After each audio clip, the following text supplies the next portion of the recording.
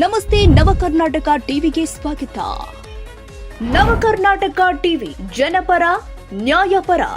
ನೀವಿನ್ನ ನಮ್ಮ channel subscribe ಮಾಡಿಲ್ಲ ಅಂದ್ರೆ ಈ ಕೂಡಲೇ ಲೈಕ್ ಮಾಡಿ, ಶೇರ್ ಮಾಡಿ, ಸಬ್ಸ್ಕ್ರೈಬ್ ಮಾಡಿ, ತಪ್ಪದೆ ಬೆಲ್ ಐಕಾನ್ ಕ್ಲಿಕ್ ಮಾಡಿ.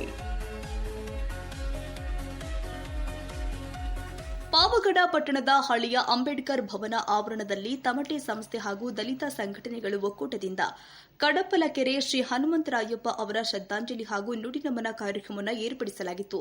ಹನುಮಂತರಾಯಪ್ಪರವರ ಬಗ್ಗೆ ತಮಟೆ ಸಂಸ್ಥೆಯ ಕಾರ್ಯದರ್ಶಿಗಳು ಆದ ಕೆಬಿ ಓಬಳೇಶ್ ಅವರು ಮಾತನಾಡಿ, ನಾವು ಸುಮಾರು ವರ್ಷಗಳಿಂದ ಜೊತೆಯಲ್ಲಿ ಕೆಲಸ ಮಾಡ್ತಾ ಇದ್ವಿ, ಒಂದೇ ಮನೆಯಲ್ಲಿ ಮದುವೆಯಾಗಿದ್ದೇವೆ.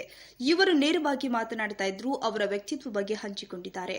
ಮಾಜಿ ತಾಲೂಕು ಪಂಚಾಯಿತಿ ಸದಸ್ಯರು ಹಾಗೂ ತಾಲೂಕು ದಂಡೋರ ಅಧ್ಯಕ್ಷರು ಆದ ಕೃಷ್ಣಾಪುರ ಕೃಷ್ಣಪ್ಪ ಅವರು ಮಾತನಾಡಿ, ಕಡಪಲಕೆರೆ ಹನುಮಂತರಾಯಪ್ಪ ಅವರು 20 ವರ್ಷಗಳಿಂದ ಒಡನಾಟ ವಿದ್ಯಾರ್ಥಿಯಾಗಿದ್ದಾಗಿನಿಂದಲೂ ಪರಿಚಯ. ಇವರು ಜ್ಞಾನವಂತರು, ಬುದ್ಧಿವಂತರು ಆಗಿದ್ರು.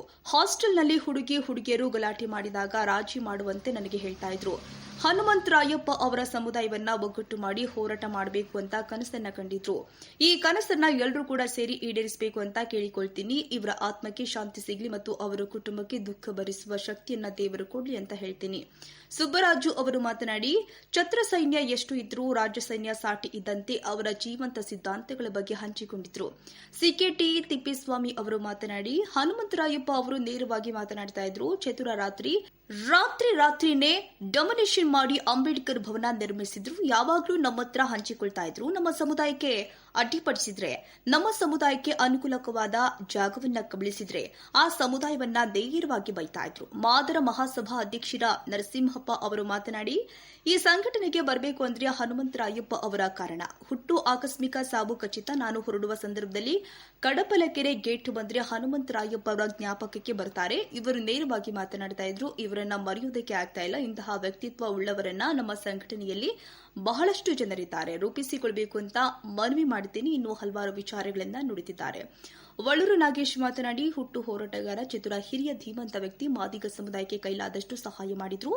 ಇವರು ದೈಹಿಕವಾಗಿ ಇಳಿದಿದ್ರು ಕೂಡ ಜೀವಂತವಾಗಿದ್ದಾರೆ ಎಂದು ಸಭೆಯಲ್ಲಿ ನೆನಪಿಸಿಕೊಂಡಿದ್ದಾರೆ.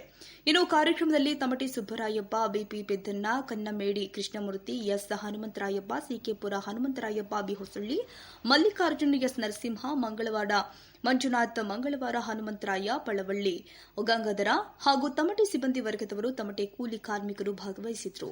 ನಾಗರಾಜು, ಕೆಎಂ, ಪಾವಗಡ. ಯಾವುದೋ ಕನ್ನಡ ಪರ ಸಂಘಟನೆ ಅಂತ ಹಳೆ ಬೋರ್ಡ್ ನೇತು ಹಾಕಿದ್ರು, ಅದಕ್ಕಿತ್ತೋಯ್ತು. ಆಮೇಲೆ ಇಲ್ಲಿರ್ತಕ್ಕಂಥ ಕಂದಾಯ ನೌಕರರು ಅಂತಂದೇಳಿ ಏನ್ ತಾಲೂಕು ಆಫೀಸ್ ಒಳಗಡೆ ಇದ್ರು, ಇವರೆಲ್ಲ ಸೇರ್ಕೊಂಡು ಆ ಜಾಗ ನಮಗ್ ಬೇಕು ಅಂತೇಳಿ ಅವರು ಬೋರ್ಡ್ ಹಾಕಿದ್ರು.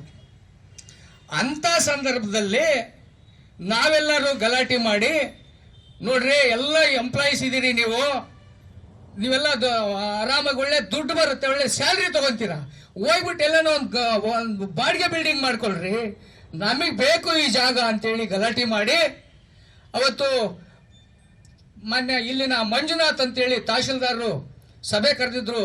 ತಾಲೂಕ್ ಪಂಚಾಯತಿ ಒಳಗಡೆ ನಮಗೆ 2 ಗಂಟೆಗೆ ಮೀಟಿಂಗು ಕರೆದಿದ್ದಾರೆ. ಆ ಮೀಟಿಂಗ್ ಅಲ್ಲಿ ಜನಾರ್ದನ್ ಸ್ವಾಮಿ ಬಂದು ಮೀಟಿಂಗ್ ಮಾಡ್ಕೊಂಡು ಕೂತ್ಕೊಂಡಿದ್ದಾನೆ.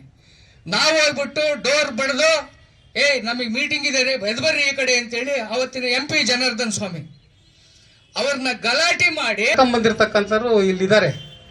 ಗ್ರಾಮ ಪಂಚಾಯತಿ ಮಾಜಿ ಅಧ್ಯಕ್ಷರಾಗಿದ್ದ ಮಲ್ಲಿಕಾರ್ಜುನ ಅವರು, ನರಸಿಂಹಪ್ಪ ಅವರು, ಈಗ ತಾನೇ ಮಾತಾಡೋದು ನರಸಿಂಹಪ್ಪ ಅವರು, ಹನುಮಂತರಾಯಪ್ಪನವರು, ಅನೇಕ ಸ್ನೇಹಿತರು ಬಂದು ಏನ್ ಮಾಡ್ತೀರಿ ಈ ತೋಟದ ಮನೆಗೆ, ನೀವು ಯಾಕೆ ಸಂಘಟನೆಗೆ ಬಂದಿಲ್ಲ ಅಂತ ಕ್ವಶನ್ ಮಾಡಿದ್ರು. ನಾನು ಅವ್ರಿಗೆ ನೇರವಾಗಿ ಹನುಮಂತರಾಯಪ್ಪರಿಗೆ ಒಂದು ಮಾತು ಹೇಳಿದೆ, ಅಲ್ಲಣ್ಣ, ನಮ್ಮನ್ನು ಯಾರು ಕೇಳ್ತಾರ, ನಾನು ಎಲ್ಲೋ ಕೆಲಸ ಮಾಡಿ ಬಂದಿದ್ದೀನಿ, ಈ ತಾಲೂಕು ಹೊಸಬ, ಯಾರು ಗೊತ್ತಿಲ್ಲ, ಬಂದು ಏನು ಮಾಡಿದ್ರು. ಬಟ್ ಸಂಘಟನೆ ಬಗ್ಗೆ ಮಾತ್ರ ನನಗೆ ಪರಿಚಯ ಇದೆ, ಇಲ್ಲ ನಂಗಿಲ್ಲ ಅಂದ್ರೆ